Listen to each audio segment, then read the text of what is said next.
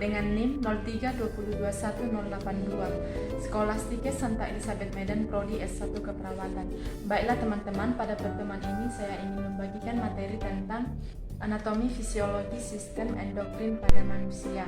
Nah, anatomi fisiologi sistem endokrin itu yaitu sistem yang dibutuhkan oleh tubuh manusia untuk menghasilkan hormon yang dibutuhkan oleh tubuh, berhubungan dan bekerja sama dengan sistem saraf karena sama-sama mengontrol fungsi dari tubuh. Fungsi sistem endokrin yaitu menghasilkan hormon untuk tubuh manusia, mengontrol aktivitas kelenjar tubuh, merangsang pertumbuhan jaringan, mengatur metabolisme glukosa pada usus halus, mempengaruhi metabolisme lemak, protein, dan vitamin. Anatomi sistem endokrin yang pertama yaitu kelenjar pineal berbentuk seperti biji kacang pinus, hipotalamus yaitu kumpulan saraf-saraf. Yang ketiga, kelenjar hipofisis, tiroid, kelenjar timus, jantung, kelenjar adrenal, lambung, pankreas, dan kelenjar kelamin.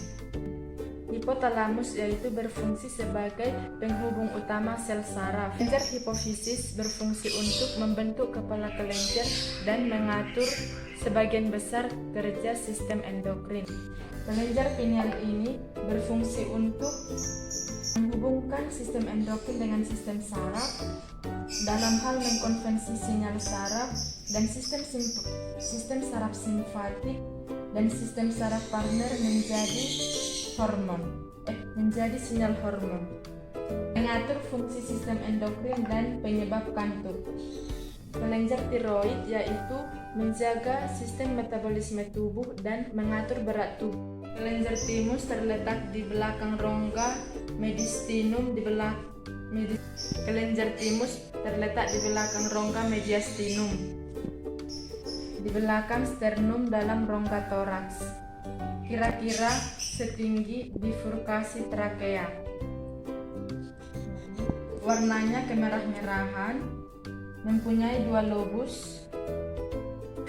Kelenjar timus ini berfungsi sebagai suatu sumber sel saraf yang mempunyai kemampuan imunologis, sumber hormon timik yang mempersiapkan proliferasi dan realisasi sel-sel, mengaktifkan pertumbuhan badan sehingga pertumbuhan sangat meningkat pada masa bayi sampai pada masa remaja, dan setelah masa dewasa pertumbuhan berkurang, mengurangi aktivitas kelamin. Kelenjar adrenal ini jumlahnya ada 2, letaknya pada bagian atas ginjal kiri dan ginjal kanan.